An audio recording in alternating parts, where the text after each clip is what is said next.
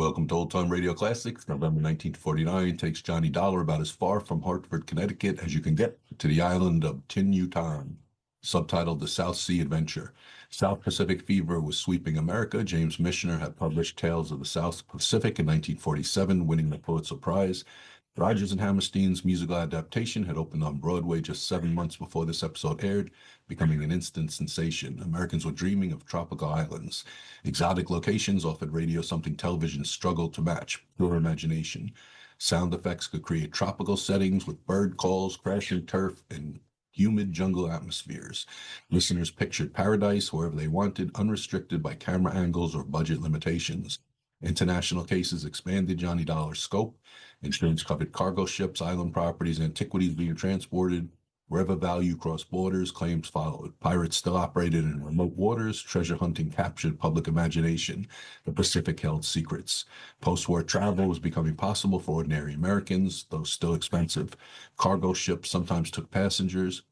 Adventure called to a generation that had seen the world through military service and wanted to see more. Charles Russell sounds perfectly at ease, whether the case takes him to Times Square or a fictional South Seas island. That's the mark of a pro. Here's the island of Tin-Yutan.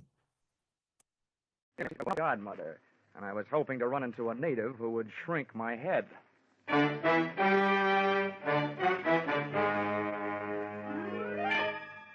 This is another in the adventures of America's fabulous freelance insurance investigator, Johnny Dollar.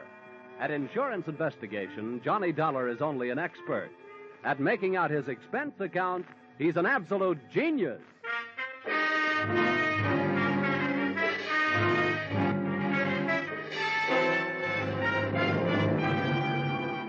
Expense account submitted by Special Investigator Johnny Dollar to Seven Seas Maritime Underwriters Association, Hartford, Connecticut. Attention, Enos McCardle, General Manager. The following is an accounting of my expenditures during my assignment on the island of Tin-Yutan.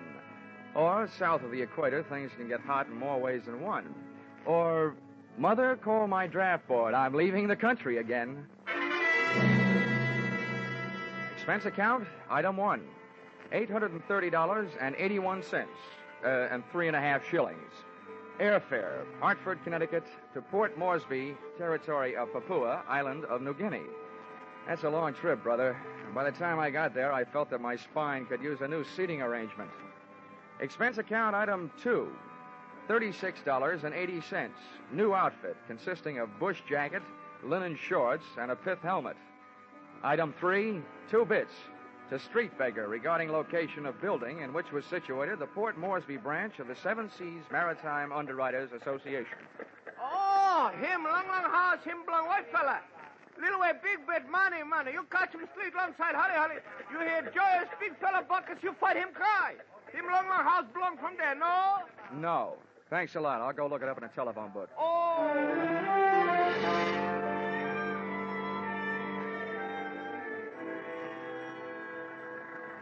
Yes, sir, I'm Mr. Narkey, and it's lovely having you here, Mr. Dollar. I wish I could say the same about being here. Oh, now you'll get used to it. I don't expect to be here that long. Cool. You're a feisty one, aren't you? You have a very large job to do. Mm-hmm. Let's just say I'm usually very lucky. Look, first, let me tell you what I've been told so far, and then if I've left out anything, you fill me in, okay? That'll be ticky-boo, Mr. Dollar. Your company issued a group insurance policy to the Grand East Development Corporation in the United States. Now, that company used $50,000 life insurance policies as part of the inducement to get executives and divers for their pearling fleets. That's right. Well, about a month ago, they got word that the bodies of 2 of their 6-man crew on the island of Tin-Yutan had been found hacked to pieces. The other 4 men were missing, which adds up to a possible insurance payoff of $350,000. That's what I'm doing here, and that's all I know. Well, that's all there is to know. Oh, dandy. Has anybody done anything? What about the police?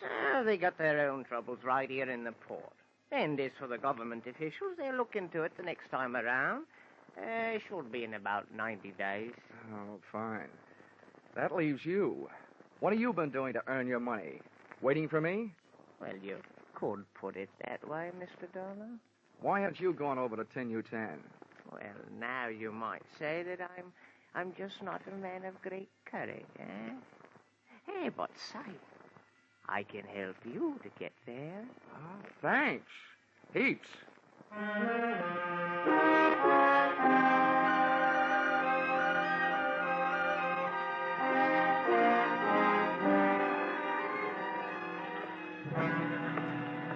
Hey, ahoy there, aboard the Kittiwake.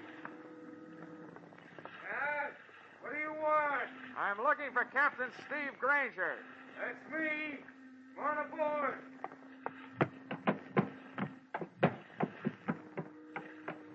Captain Granger, I'm Johnny Dollar. Pleased to meet you. Mr. Narkey of the Seven Seas Maritime Underwriters tells me you might be available for a charter job. Where to? Tin-Yutan. Well, I guess so. Now, this is a big boat. It'll cost you big money. Narkey says your prices are fair. When do we leave? Tide will be ready by 5. I can't be 2. Good. I'll go get my toothbrush. Good. And since you're going to Tin-Yutan, you might also bring one other thing. A 45. The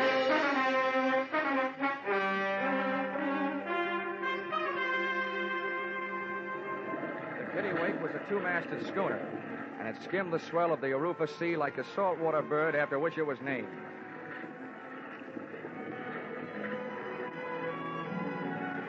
I guess I'm like most guys. When I'm standing on my sea legs, I suddenly feel like a giant, standing alone against the world. Romance is no longer a sleazy blonde in a tinny bar. All of a sudden, it's all stars and sky, horizon. And when the wind and the water start to sing their song to me, any bad in me decides to reform. I was standing on top of the deckhouse like Captain Horatio Hornblower, with my legs spread and my outstretched hands gripping a pair of backstays. Or at least that's what I think they were. And just about the time I'd reached the decision to trade my Hartford apartment for a berth on a Macassar pearling lugger, I heard a footstep from out of the night behind me.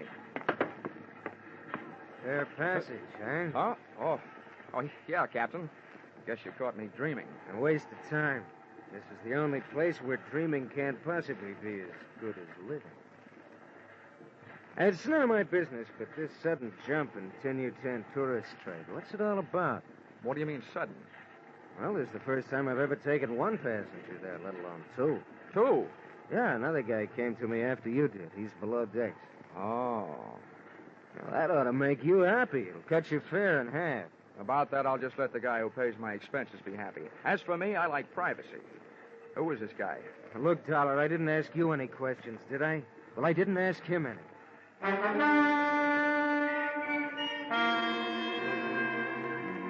In my racket, coincidence is just another name for trouble. I wanted to get a look at and trade some words with my suddenly acquired fellow passenger, but he wasn't having any. He stuck to his cabin, claiming seasickness. However, from the native galley boy, I learned that he was eating like a horse, which in my book was a new way of being seasick. I borrowed a copy of Western Story magazine from the skipper, crawled into my bunk, and let the Kittiwake rock me to sleep.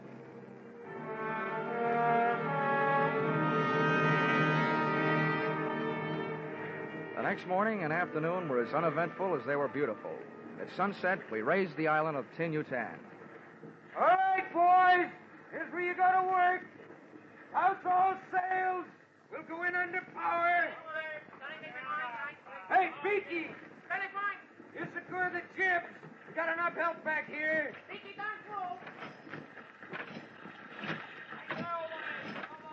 Hey, flake that line. Don't leave it just lying in a big heap. All right, start the engine.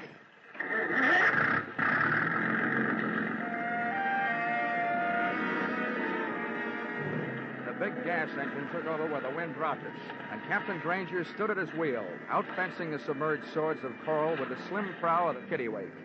The ship had only inches of elbow room as we chewed our way through the boiling white passage of the reef, and my heart felt suddenly becalmed as we finally achieved the peaceful waters of the lagoon, which it protected. Let go the power anchor! Hey, never mind that anchor. All bets are off. We're getting out of here.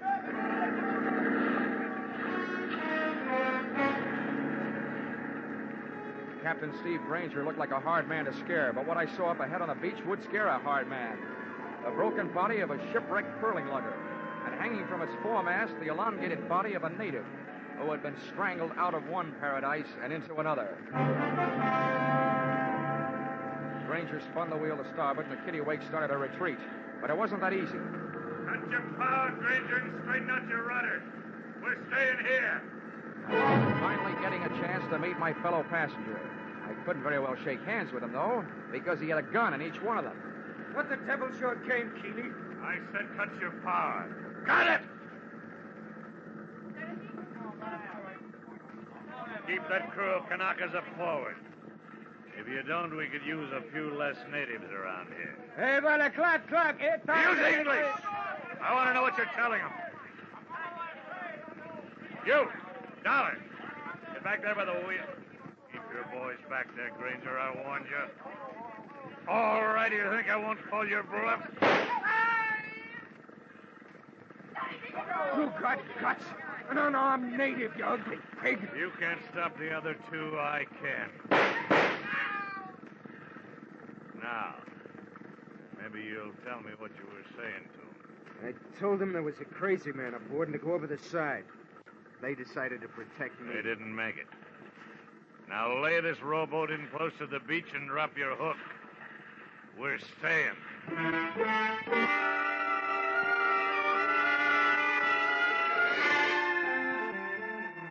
One Matt Keeley, 2 guns, and what was left of 12 bullets had me outnumbered. I decided the best thing I could do was stay quiet and stay alive.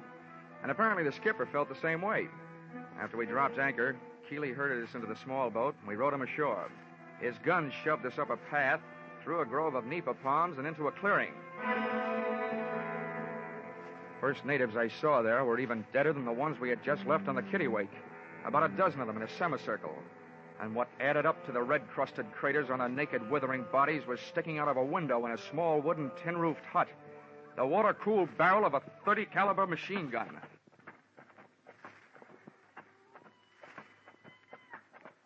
South Sea Island magic, huh?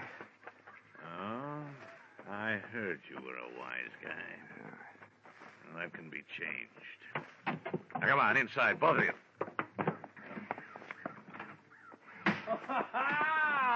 Keeley, my friend. Why, you're shooting over the water. What's the matter? Big trouble you have getting here? Yeah, no, Porter's little one. This big blonde guy's the skipper. We got his boat, and it's a good one. Ah. This other one, he's an insurance investigator. Oh, see. Yeah, Portez, I'm your new nursemaid. The insurance company sent me out here to look you up and take care of you. I hope I get around to it. My way. Hey, Keeley, what's that you say? You got my boat. Yeah, don't worry, big boy. We're going to pay you for it. We might even go as high as $500. Oh, that's great. It's only worth $50,000. No, having 500 alive is better than 50,000 dead, my friend. What's your pitch? It's simple. We want off this island. We got a long way to go. Cortez, me, and the native girl. She's in the next room. We may have to stay at sea for a couple of months. Not on my ship. Use your head, you won't get hurt. Now. Hey, you woman. Get back in there. No, I stay. Really, put her away. Keep her out of here. Ugly old cop. Yeah, for such an ugly broad, she sure has got a pretty name. Papalaya. Well, Dollar, you've seen yourself a South Sea Island princess. She's your date, Keeley, not mine. Boy, Dollar. They do look like they were meant for each other. Save your wind for your sails, Granger. Now, what about your boat? Do we get it with a bill of sale or without one? Either way's all right with me, if you'll take what goes. With Cortez out of the room with Nature Girl, Granger's move looked like a good one. I was halfway across the room to make it 2 against 1 for the right side when the odds snapped back to even money again. Cortez came rushing back to join the fray, and he started fighting when he was 5 yards away. Just about then, Nature Girl came charging out of her quarters, swinging a chair over her head. I'd just gotten in position to shoot a right hand at Keeley's chin when another shot from Cortez's gun put me strictly on my own. Caught Granger square in the forehead, and he went down without a sound. I had time for one more try. Keeley's chin telegraphed a knockout message. Da-da-da, da-da-da, K.O., back up my arm. But something was wrong. Oh, I passed out.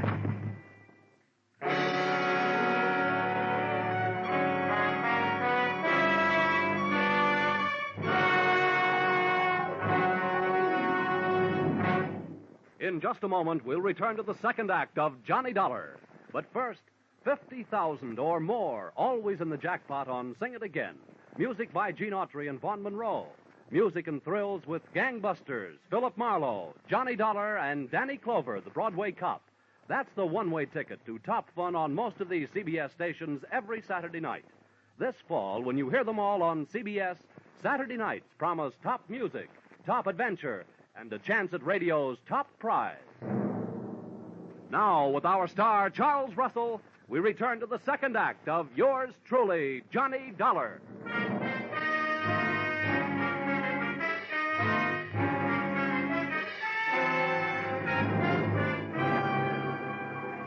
It was a beautiful dream while it lasted. It wasn't night, it was morning. I was in a hammock slung between two banyan trees, framed in hibiscus bushes. Someone was bathing my face with a cool, damp, gardenia-scented cloth. A tame parrot was feeding me toasted pumpkin seeds. As a smooth-skinned, soft-skinned, cafe-au-lait-skinned, half-caste, and all-woman type girl gazed into my eyes and cooed softly in my ear. This doll would make Dorothy Lamour look like an Irish washerwoman. And to boot, she was wearing a short sarong. Oh, poor man. Please to wake up. Hey, it wasn't a dream. It was really happening. Everything was there. Oh, but the parrot and his lousy pumpkin seeds. And who needed him? Oh, poor man. Please to wake up. Oh, where am I? Studio One? Huh? Who are you? I thought you were talking in my sleep. I am Punta. Oh, this is awful. Awful? Yeah, this all reminds me. My copy of Tales of the South Pacific is 17 days overdue at the Hartford Public Library. How? Forget it. Where am I? What am I doing here? And who are you? I am Punta. You were brought here by the Princess Papalaya from the village of Great Death. Oh, well, that place isn't hard to remember. Wish I could forget it. The princess? The one with the droopy ears, the long feet, the flat nose, the pot belly, the bad complexion, and dirty hair? Yes, she is it. She's a doll. Last time I saw her, she was swinging a chair at my head. Oh, no. She hit other fella on head after he hit you. She saved you. She like you. She tell me save you for her. Oh, what a way to die. Why didn't she hit me over the head with a chair? Say, you speak pretty fair English. Where'd you pick it up? My father was Chinese merchant on island of New Guinea. Same time as the war.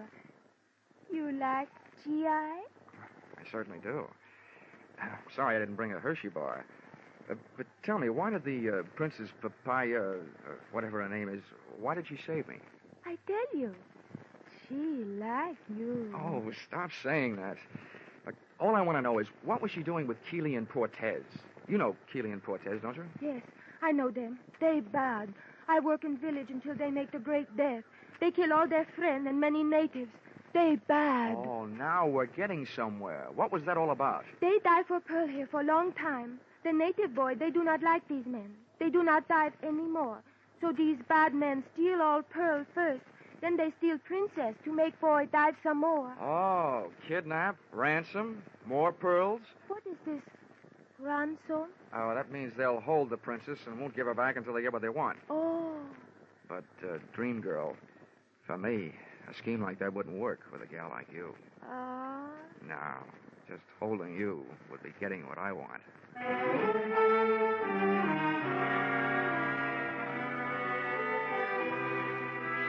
Only one thing wrong. My knees were getting a little knobby, thanks to a combination of insects and my new white linen shorts. However, Punta was good nerve medicine. The rest of the story came out later, and in her soft voice, it was a bloody kind of lullaby. She crooned me to sleep with the facts that the natives had tried to rescue their princess from Keeley and Portez, which gave me an answer for that semicircle of machine gun bodies outside their shack. Also that the princess had taken temporary refuge up in the hills. As nearly as I could figure out, I was left facing a very peculiar problem. 2 men out of 6 insured men had killed the other 4, and the 2 murderous survivors had this much going for them. To the insurance company, they were still worth $50,000 apiece on the hoof, which meant that my job was to keep alive 2 guys I felt very much like killing. And believe me, they felt the same about me.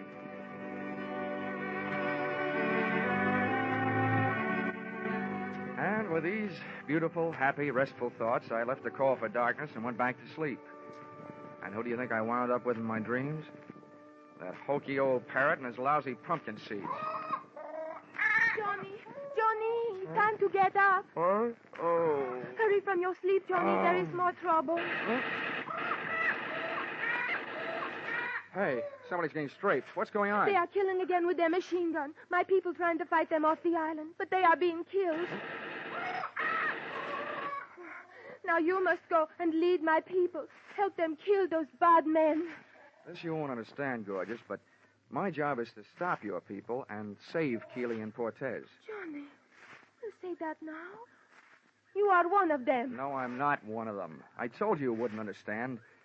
There's something I don't understand. Why don't they leave? They've got what they want. Why don't they pick up their pearls and the schooner and the rotten hides and get out of here? Johnny, they do not have the pearl. Here, see? This one is for you. Black. Wow. You say for me? Where'd it come from? The princess, she come back some time ago.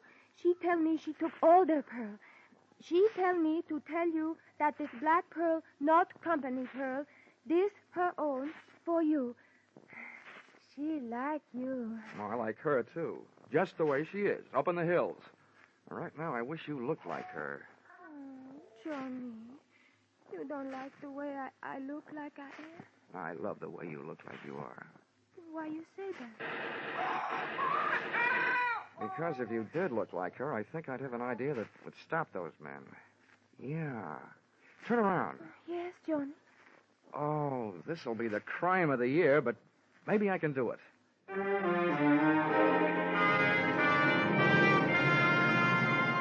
And I did. I gave Punta a thorough loss of beauty treatment. With the help of padding, dye, mud, and other jungle cosmetics, I had, at the end of an hour, a reasonable facsimile of Papalaya, the unprettiest princess in the history of royalty. I briefed the suddenly uglified Punta on what she was to do and had her lead me most of the way back to the fortress shack and the clearing. She put a few words on the jungle grapevine, and by the time they reached the end, the native side of the battle, the home team, ceased activities. Hey, Keeley! Cortez! Time! Cut! Hold it! There's nobody here to shoot at but me, and I want to talk. Stay where you are, Dollar. Don't move. We'll shoot at anything we hear moving. Brother, we're getting so we can play this thing by ear. Yeah? Close enough? See what we mean? Now, what do you want? The princess has the pearls, and I've got the princess. I want to make a trade. What kind of trade? You'll get the princess and the pearls. We get rid of you. All this killing stops, and you're alive. We're supposed to believe you got the princess? You don't have to, but here's something you can believe. You'll never get it this way. Sooner or later, you're going to run out of ammunition or food or water or everything at once. We still don't know you got the princess. And we ain't buying that pig in any poke. We want to see her. You'll see her when you're out of that shack and on the boat. We ain't moving out of here in the dark. Nobody's asking you to. Take me until dawn to get the princess down out of the hills. Okay, supposing we decide to do business. How do we know we don't get swamped by those natives between here and the boat? I'll take care of that. You can depend on it. Remember, my job is to keep you 2 guys alive and save the company I'm working for $100,000. All right, we'll give you a chance. We'll be on the boat at dawn watching the shoreline, and this machine gun will be at the rail watching the shoreline with us. You send out the princess. Hello? You got a deal. And that ain't all you're going to get. I hope. I hit the beach 2 hours before dawn, with Punta ready to paddle me out to the kittiwake in a native canoe. I wanted to be there with all weapons handy when Keeley and Portez stuck their heads up over the rail. But it seems they had thought of that, too. When we hit the sand, there they were, in the small boat, halfway out to the mooring. Oh, Johnny, there they are. They spoil everything. They stay out of sight, Punta. Yeah, they spoil everything, but not for long. Well, one thing for sure, I can't use the canoe. Tell me something. Are there sharks in this lagoon? Oh, no, not many. I hope traffic is light tonight. I've got to chance it. Okay, Porter, you better stay here. I'm going a few hundred yards up the beach and swim for it. Johnny, be careful. Oh, baby doll, you sound so pretty, and you look so ugly.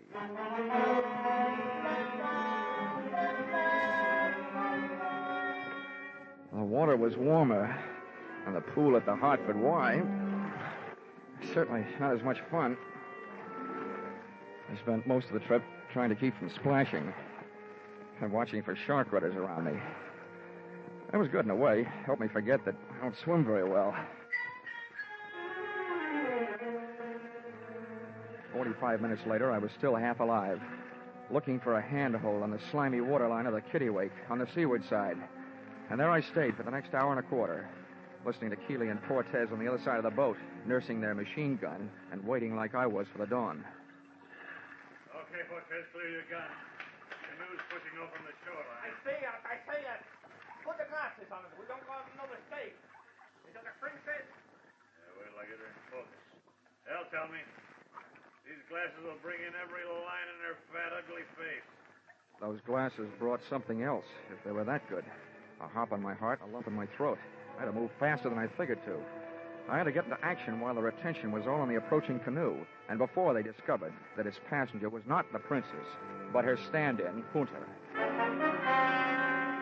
I grabbed the gunwale, then the rail, cursing every drift that splashed back into the water off my body.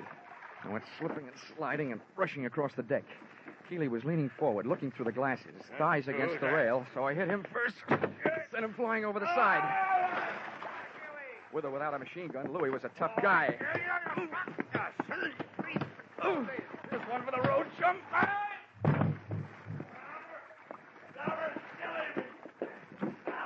I turned around to see what had to be done to take care of Keeley and saw that it was already being taken care of. By a canoe paddle in the hands of an irate dame. Punta! Don't kill him! I want him alive! Punta, stop! No.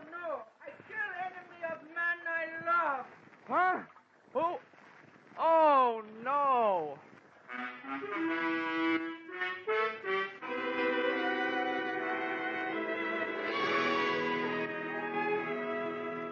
Princess Papalaya had pulled a rank on Punta and demanded that she be the one to come out to the ship in the canoe. Because, as she kept telling me on the voyage back to New Guinea, she liked me. Oh, well, she may have been awful ugly, but she was also an awful good sailor. And knowing the way to a sailor's heart, I bought her a present. Expense account, item 4, $10. Tattooing job on the Princess Papalaya's fat right shoulder. A picture of a ship under full sail. So now when she laughs, it goes bounding over the waves. Expense account, item 5, $40. Long-winded cable to 7 Seas Maritime underwriters. That's you, gentlemen. Recommending immediate cancellation of policies covering the lives of Keeley and Portez, who were in the hands of the New Guinea officials and looking forward to a short life and an unmerry one. Item 6, $831.81, 3.5 shillings. Airfare, Port Moresby to Hartford. Item 7, 48 cents. Past due charges at 2 cents per day. Hartford Public Library, on my copy of Tales of the South Pacific, which incidentally I never did get around to reading. After all, it'd be an utter waste of time for a man who has known a gal like Punta. Expense account total $3,286.44. Signed, yours, truly, Johnny Dollar.